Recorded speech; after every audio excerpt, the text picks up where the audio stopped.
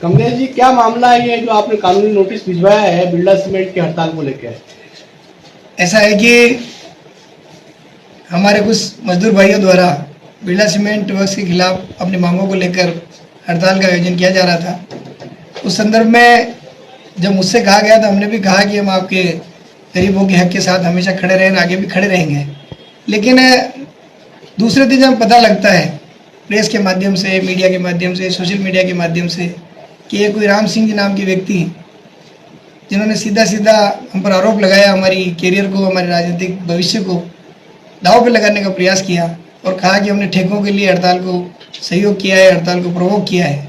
मैं आज आपके माध्यम से कहना चाहता हूं कि हम गरीब और मजदूरों के लिए वर्षों से लड़ते आए हैं, आगे भी लड़ते रहेंगे। लेकिन इस प्रकार के राजनीतिक दावपेचों के बीच में हमारे कैरियर को दांव पर लगाने का कोई प्रयास करेगा, बिना किसी प्रूफ के, बिना किसी सबूत के इस प्रकार से अगर बोलेंगे तो निश्चित रूप से हम सबको हानि होती है और राजनीति करने वाले व्यक्तियों के लिए उनकी छवि बहुत महत्वपूर्ण होती है। मैंने हमेशा गरीबों और मजदूरों के साथ दिया है, आगे भी देता रहूंगा।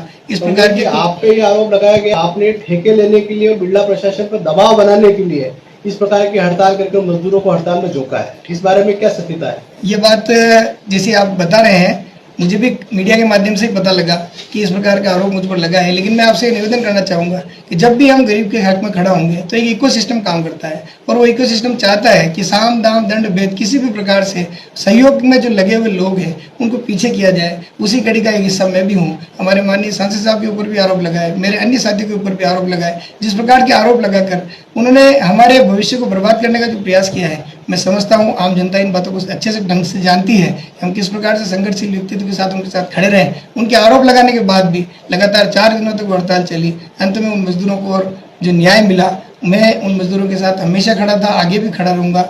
मैं इस न्याय के साथ खड़ा हूँ। अब आगे आपकी क्या रणनीति रहेगी?